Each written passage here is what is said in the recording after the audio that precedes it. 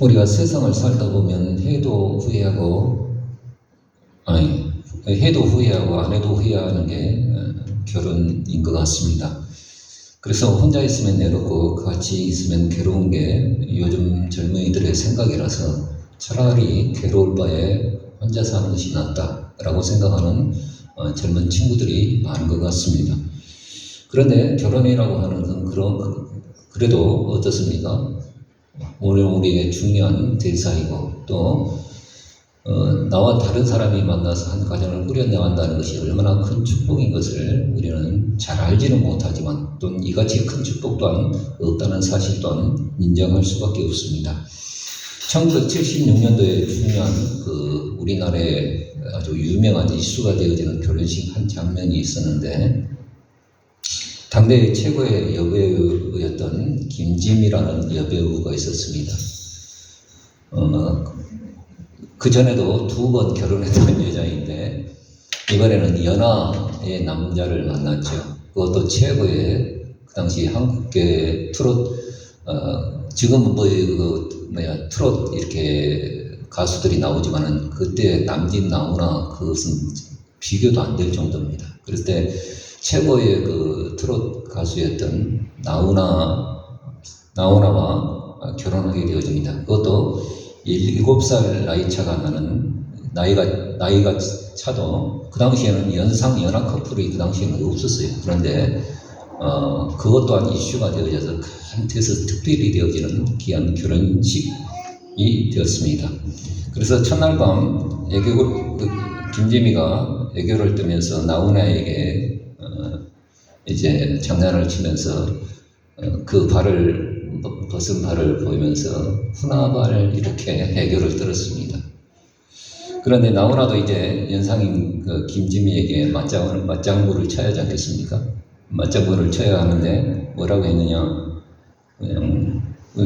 연상이니까 지미씨 발 이렇게 했어요. 뭔 말인지 모르겠죠. 집에 가서 알아보세요. 그래서 이혼했다나 마나 뭐 했던 그런 유머가 있습니다. 그런데 중요한 것은 구원받고 우리가 가장 황홀한 장면이 있다고 한다면 그것은 우리에게 어린 양의 혼인잔치에 우리가 참여하게 되어지고 그것 또한 거룩한 신부로서 주님 앞에 서는 귀한 그 혼인식이 오늘 우리에게 예비되었다는 이 사실을 성경은 누누이 강조해 주시고 있습니다. 거기서 이제 그 유머에서 빨리 벗어나세요. 자, 그래서 예수님께서 첫 번 사역을 할 때 가나 혼인잔치에서 그 사역을 하셨다는 것이 오늘 우리에게 시사하는 바가 중요한 겁니다. 첫 번 시작이 가나 혼인잔치에서 그 사역을 시작하셨고 또 마지막 이 역사의 종말에서 어떤 어린 양의 혼인잔치로 그 역사를 마무리하고 있다는 사실 또한 오늘 우리에게 중요한 의미를 담고 있습니다. 그러므로 오늘 우리가 어떤 존재인가? 주님의 거룩한 부르심을 받는 거룩한 신부로서 그 혼인 예식을 거해갈 거룩한 신부로서 우리가 주님 앞에서 서게 된다는 이 놀라운 사실을 오늘 우리는 말씀을 통해서 놓치지 않기를 주의 이름으로 축원드립니다.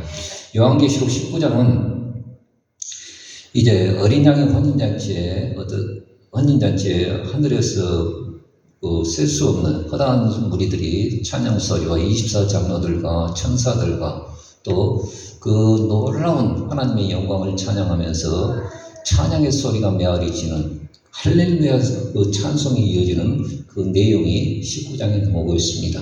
18장에는 어떻습니까?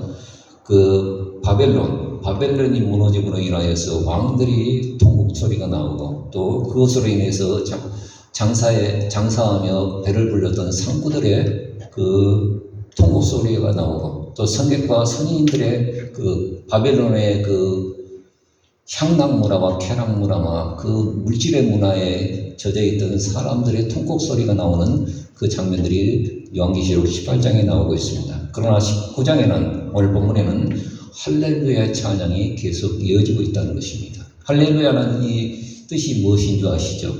오직 하나님을 찬양하라 라는 뜻입니다.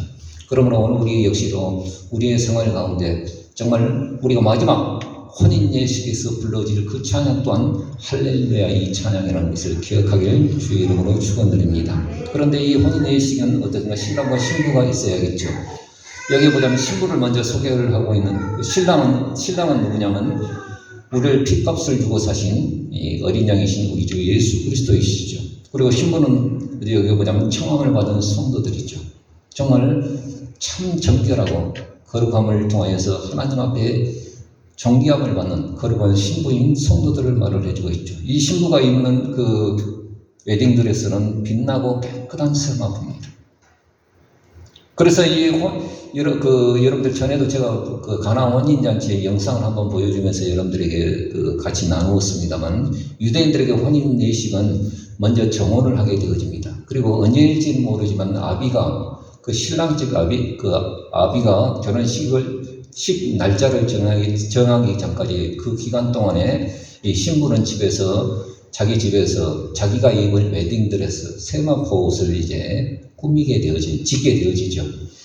그래서 혼인 잔치를 준비하며 신부는 어떤 손수 그 세마포 옷을 준비하게 되어집니다. 이것을 뭐라고 말하냐면 오늘 요한계시록 19장에 보자면은 성도들의 옳은 행실이다라고 말을 해주고 있습니다. 오늘 우리가 이 땅에 살면서 예수 그리스도를 믿고 나서 우리가 살아가는 모든 삶의 방편들을 통하여서 주님께 영광 돌리고 그 모든 것 가운데 하나님 앞에 영광 돌리는 그 모습을 옳은 행실이라고 말을 하고 있죠. 그래서 이 옳은 행실을 할지라도 주께서 허락하사 이렇게 이 말이 나오고 있거든요. 그래서 이 모든 것 또한 하나님의 은혜인 것을 보게 되어집니다. 그래서 짐승의 세력이 전쟁을 준비하지만 마지막 때에 아마게돈 전쟁을 준비하지만 백마탄 충신이며 진실이신 그리스도께서 공의로 심판하사 이제 신라 입장하는데 하늘에서 백마를 타고 어떤가 피 뿌린 옷을 입었어요. 그것은 어떻습니까? 예수 그리스도의 보혈이 아니라 이 세상을 심판하신 하나님의 말씀이라고 성경은 말하고 있습니다. 그리고 옷과 다리에는 이름이 쓰여 있는데 만왕의 왕이요 만주의 주라고 새겨져 있습니다. 그리고 위에는 많은 멸관을 쓰고 어떻습니까? 백마를 타고 하늘에서 쫙 신랑 입장. 그리고 입장하는데 혼자만 입장하신 것이 아니라 백마탄 세마포의 성도들의 군대를 이끌고 강림하시는 거예요. 얼마나 영광스러운 신랑 입장입니까? 그리고 이제 그 전쟁을 준비했던 짐승의 세력들을 물리치면서 신랑 입장을 하는데 딱 물리치는 것은 어떻습니까? 그냥 칼로 이렇게 하는 것이 아니라 입에 이 한 날카로운 칼이 나와서 그 칼로 불신의 세력들, 죄악의 세력들을 다 물리치신 것을 보게 되어집니다. 그리고 이제 땅에는 어떤 일이 일어나는, 하늘에서는 혼인잔치가 이루어지지만 땅에서는 죽은 시체들이 널브러짐으로 인하여서 새들의 잔치가 이루어집니다. 한 천사가 해 가운데 서서 어떻습니까? 짐승과 왕들의 시체와 왕들의 고기와 이정자들의 고기와 그 우상 숭배했던 고기들을 먹으라 하면서 새들에게 명령할 때 새들이 어떤가 그 죽음의 시체에서 널브러지면서 뜯어먹고 있는 새들의 잔치가 이루어지는 것을 보게 되어집니다. 그런데 중요한 것은 짐승인 적그리스도와 거짓 선지자는 산채로 유황불에 있는 불못으로 직행하게 되어지고 나머지는 입의 검으로 인하여서 시체가 가득하게 되어지는 그 놀라운 광경들이 요한계시록 19장에 보여지고 있습니다. 오늘 우리가 어린 양의 이 혼인잔치의 청함을 받으려고 한다면 어떤 모습이 우리 가운데 있어야 할 것인가? 찬송가에 이렇게 있죠. 그날 밤에 영화로운 혼인잔치에 기뻐하며 할렐루야 찬송 부르리라고 말을 해주고 있습니다. 오늘 우리의 모습들이 혼인잔치에 정말 입장할 때 신부로서 입장할 때 할렐루야서 찬양이 울려 퍼지면서 그 혼인 예식에 참여하는 것이 우리의 모습이어야 할 텐데 오늘 우리의 모습이 어떤 모습이어야 할 것인가? 오늘 우리는 이 소망 가운데 거하기를 주의 이름으로 축원드립니다. 성도의 마지막 모습은 어떤 것인가요? 시편에 110편에 보자면 이런 말씀들이 있습니다. 다윗이 어떻든가 이제 영감이 충만해져서 어떻습니까? 자기 후손을 통해서 이루신 그 메시아의 환상을 보게 되어지고 예언을 하게 되어지는데 여호와께서 내 주에게 말씀하실 때 내 원수를 네 발등상 되기까지 너는 내 우편에 서서 다스리라는 그 말씀을 주십니다. 이 말씀은 어떻습니까? 우리가 생각할 때 전혀 예상치 못했던 예언들이에요. 그래서 예수님께서 이 말씀을 가지고 바리새인들을 책망하시죠. 너희가 메시아가 누구의 후손이냐라고 물었을 때 그 사람들은 다윗의 후손 아니십니까? 그때 예수님께서 이 말씀을 들어서 여호와께서 내 주에게 말씀하시되 다윗이 그 메시아를 내 주라고 고백했다고 한다면 어찌 다윗의 후손이겠느냐, 이 말씀을 하시는 겁니다. 다시 말해서 예수님께서는 다윗의 육신으로는 다윗의 후손으로 오신 것은 맞지만 그분은 근본 하나님이시오, 근본 하나님의 아들이심을 성경은 말해주고 있습니다. 그래서 이제 시편 110편에 보자면 메시아에 관한 예언을 말씀을 해주시오.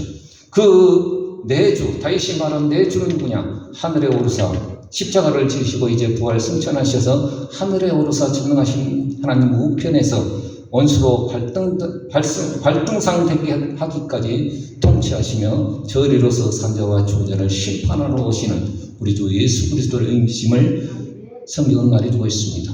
그래서 그 심판하시는 날은 어떤 날입니까? 주의 권능의 날이요 노하시는 날이라고 시편 110편은 오늘 우리에게 말해주고 있습니다. 그때 어떤 일들이 일어나는가, 이렇게 저는 시편의 이 말씀을 읽어보면서 말씀을 너무 수가 커달기로 제가 읽었지 않는가 그런 생각을 해보게 되어져요. 이 말씀, 그래서 새벽에 있을 같은 주의 청년들이 나온도다 이 말씀을 읽을 때 마지막 때 주의 청년들이 하나님을 찬양하는 환상이겠지라고 생각했는데 아니, 이 말씀은 무엇이냐면은 재림 때의 성도들의 변화의 모습을 말을 해주고 있어요.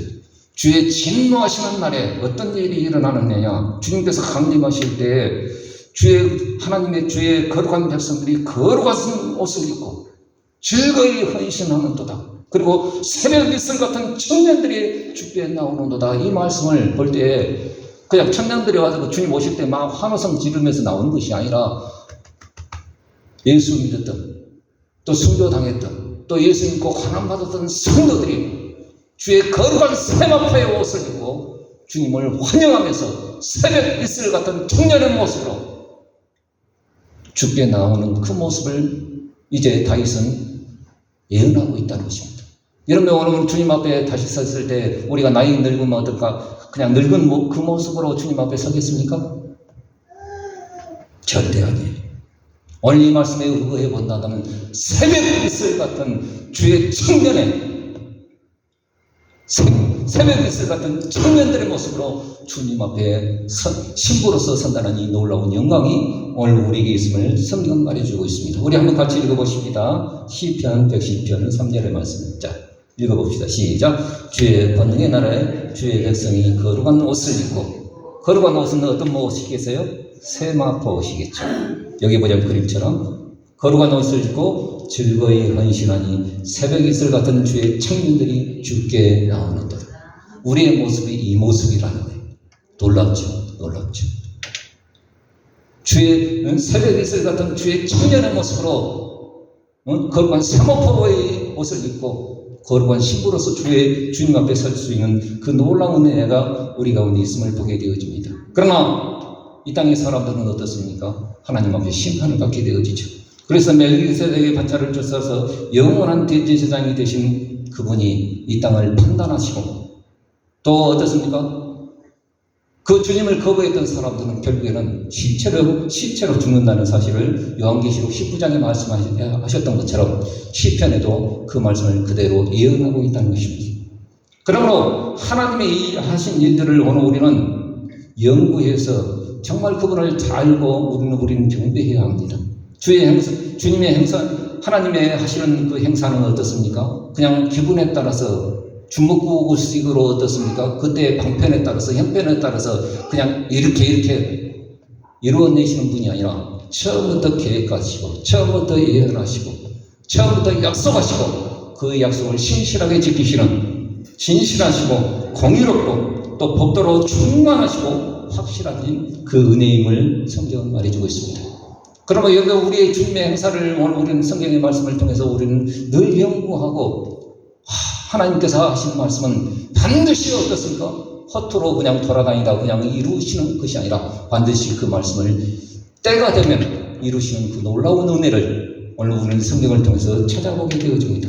그러므로 오늘 우리는 여기 보자면 시편 111편에 보자면 하나님을 경외함이 지식과 지혜의 근본이다. 그 잠언서의 말씀을 그대로 인용해서 말하는 것처럼 오늘 우리는 하나님의 말씀을 읽어보면 읽어볼수록 하나님께서 지혜의 근본이심을 우리는 보게 되어집니다.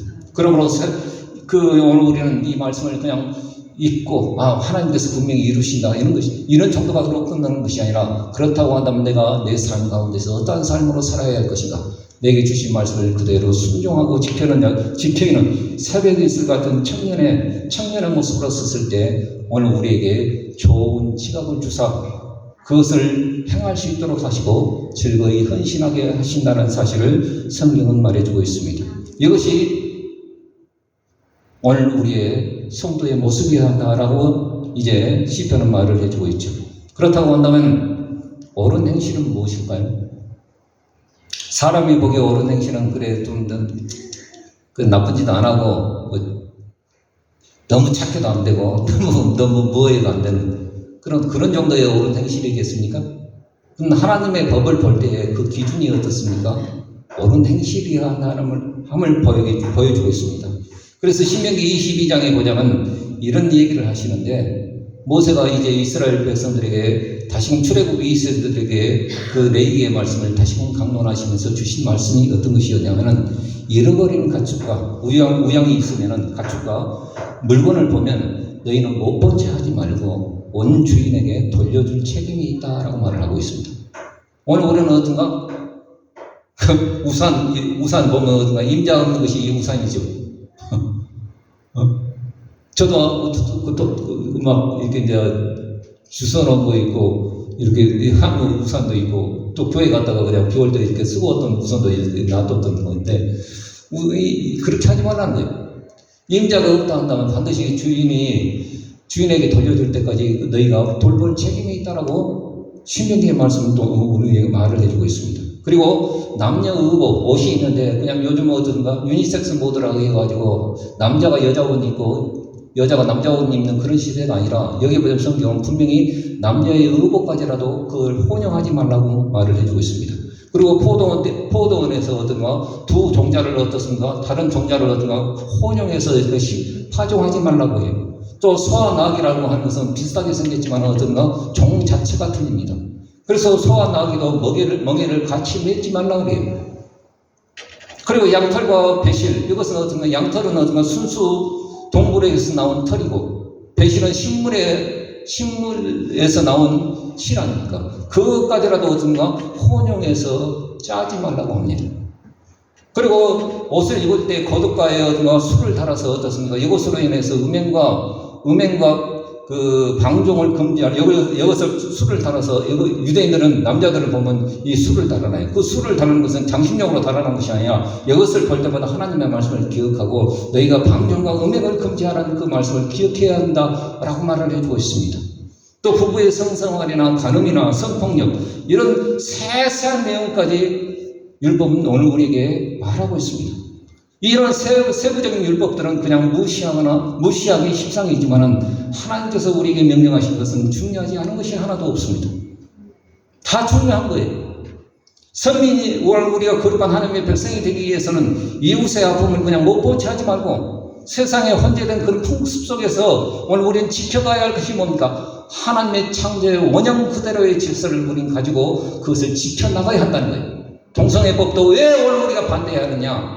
하나님의 질서가 아니라는 거예요. 아니라는 거예요. 그러므로 이러한 세세한 것까지 어떤같이 오늘 우리에게 요구하시는 말씀들을 우리는 기억해 봐야 합니다.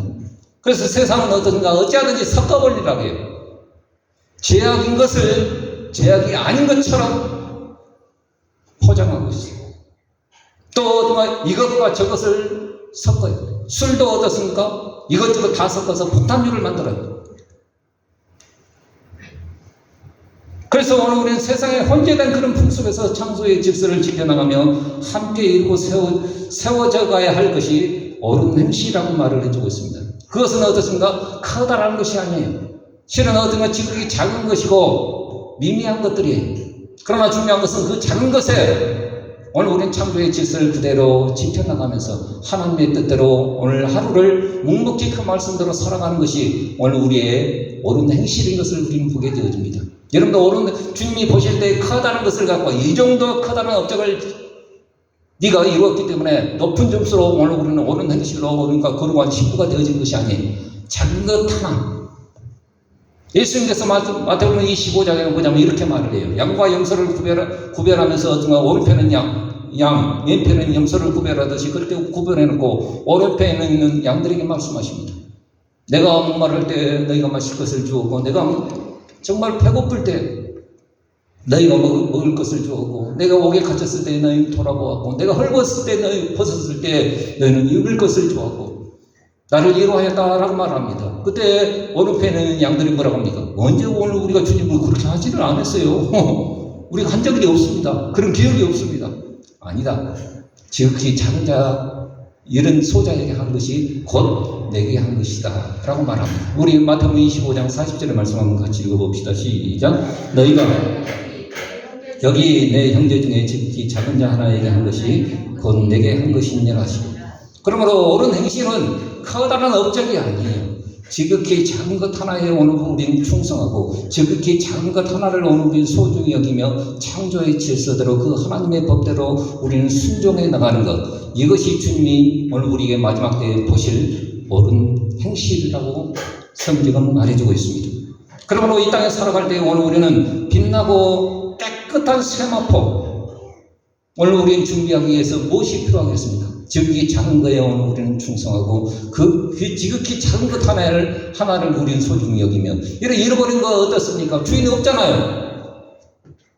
그래도 그렇게 해서는 안 된다는 거예요. 그것을 원주인에게 돌려주기까지 내가 얻은 거 관리할 책임도 나에게 있다기에. 야고보 사도는 이렇게 말을 합니다. 사람이 선을 행할 줄 알고도 행치 아니하면 뭐라? 죄다. 그러므로 오늘 우리는 지극히 작은 것 하나님의 말씀의 원리대로, 창조의 질서의 원리대로 지켜나갈 수 있는 귀한 은혜가 있기를 주의 이름으로 축원드립니다.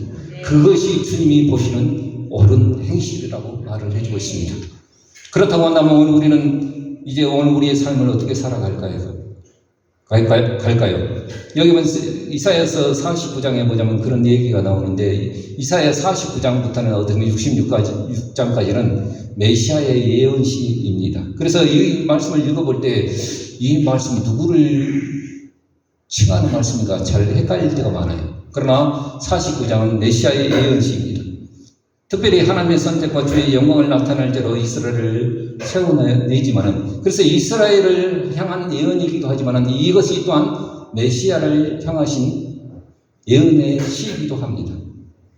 그래서 그렇게 하나님의 특별한 섭리를 통해서 하나님의 영광을 드러낼 자로 하나님 앞에 세움을 받지만, 결국에는 세상 사람들에게 멸시와 미움과 종 취급받아서 스스로 느끼기에도 이 일이 헛되이 수고하는 것처럼, 무익한 힘만 썼다라고 푸념을 하는 것처럼, 아니 그 상황 가운데 하나님이 나를 버리셨다 할 만큼 좌절과 절망이 우리에게 찾아올 수 있습니다. 예수님께서도 주님의 오직 그 한 뜻을 가지고 어떻습니까? 공생애를 통하여서 귀신을 쫓아내시고 12지대를 길러내시면서 마지막에는 하나님의 뜻대로 어떻든가 십자가에 죽으셨을 때 어떻습니까? 마지막 십자가에서 마지막 말씀이 뭡니까? 하나님 왜 나를 버리셨나이까? 하나님이 나를 버리신 것처럼 느껴질 때가 우리 가운데 있습니다. 그래서 3년의 공생애와 제자의 사역이 십자가의 죽으심으로 물거품이 되어진 것처럼 느껴지는 것이 고백이 어찌 나를 버리셨습니까? 라는 고백입니다. 그러나 여기에 보자면 우리와 주님의 차이가 무엇이냐면, 주님은 그 모든 것을 하나님께 맡겼습니다. 그래서 여기 시편에 이사야서의 말씀에 보자면 그것을 예언하는데, 나의 모든 것을 신원하여 주시며 나의 보응이 하나님께 있나이다 라고 그 모든 것을 맡기는 것을 보게 되어집니다. 그래서 이방의 빛을 삼아서 구원을 베풀어 땅끝까지 이르게 하시는 그 놀라운 계획을 하나님께서는 이사야 선지자를 통해서 예언하고 계십니다. 그래서 마지막 날에는 어떻습니까? 그 복음이 편만하게 퍼져서 이제 말세가 되어지면 이스라엘에 흩어졌던 세상에 흩어졌던 그 사람들이 돌아오게 되어집니다. 그래서 1948년 5월 달에 나라 없던 이스라엘 백성이 갑자기 세워지죠. 그리고 이제 이스라엘 족속들이 이제 돌아오기 시작합니다. 우크라이나가 전쟁이 있어서 그쪽에 유대인들이 많았는데 그 전쟁으로 인해서 알리아 운동이 일어나면서 그 사람들이 돌아오기 시작하고, 그래서 북쪽에서도 돌아오고 서쪽에서도 돌아오고, 이제 여기 보자면 신림 땅에서도 돌아올 것이다 라고 하는데, 신림 땅이 어떤 땅인지는 몰라요. 여기 성경에 보자면 딱 한 번 쓰여 있거든요. 그러나 그 어원을 찾아보면 친땅.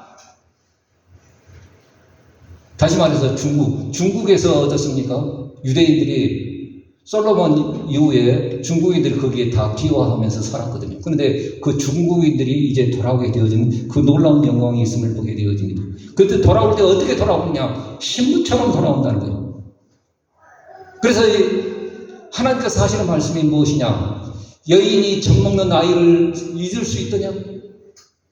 너희는 내가 너희를 버렸다라고 생각하지만은 젖먹는 아이를 어디가 여인이 잊을 수 있더냐? 청초한 눈망울 어둠에 천무답을 빨고 있는 그 어린아이를 잊을 수 있더냐? 잊을 수 없지. 그러나 혹 잊을지라도 나는 너를 잊지 아니하겠다. 주님이 맹세하고 계심을 보게 되어집니다. 신앙은 어떻습니까? 전국에 주실 그 주의 약속을 믿고 고난 중에라도 어떻습니까?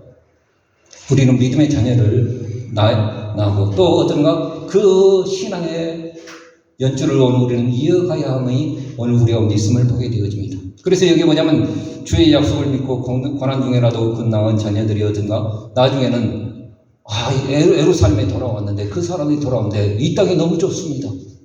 언제 오늘 우리는 다 망해버린 이 백성이었는데 이런 일들이 어떻게 일어났습니까? 라고 말을 한다는 거예요. 그러므로 오늘 우리는 고난 중에라도 우리의 생명력을 이어가면서 정말 믿음의 자녀들을 낳고 또 신부로 길러가야 할 책임은 우리 가운데 있음을 보게 되어집니다. 여러분들 오늘 우리가 자녀를 많이 낳자는 그 얘기가 아니라 우리의 생명의 역사가 계속 이어져야 함을 말을 해주고 있습니다. 디모데전서 1장 2절의 말씀해 보자면 바울과 디모데의 관계를 말을 해주고 있는데 어느 정도였냐? 우리 한번 같이 읽어볼까요? 시작. 믿음 안에서 참 아들 된 디모데에게 편지하노니 하나님 아버지와 그리스도 예수 우리 주께로부터 은혜와 긍휼과 평강이 되게 있을지어다. 여기 보자면 디모데는 남의 아들이에요. 남의 아들이에요. 에조모가 있었고 에조모 로이스와 어머니 베니게 어머 있었어요. 또 헬라인 아버지가 있었어요. 그러나 누스트라 지역에서 참 믿음이 순수했던 이 청년을 바울은 내 믿음의 참아들이라고 고백하고 있습니다. 오늘 우리 역시도 우리의 삶 가운데 정말 주님 오실 때까지 우리가 해야 할 것은 뭐냐? 믿음의 참 자녀를 생산하고 그 자녀가 어떤가 거룩한 신부로서 다시금 설 수 있도록 그 생명의 역사를 이어가는 것이 우리의 책임인 것을 보게 되어집니다. 여러분들 성도의 궁극적인 소망이 무엇인가요? 이 땅에서 잘되고 부귀영화 누리며 떵떵거리며 사는 것이 성도의 최종 목적이 아닙니다. 주님 다시 오실 날 빛나고 깨끗한 거룩한 성화포 입고 새벽 이슬 같은 청년의 모습으로 혼인잔치에 참여하는 것이 우리의 궁극적인 소망입니다. 그러기 위해서는 이 땅에서 삶이 어떠해야 할까요?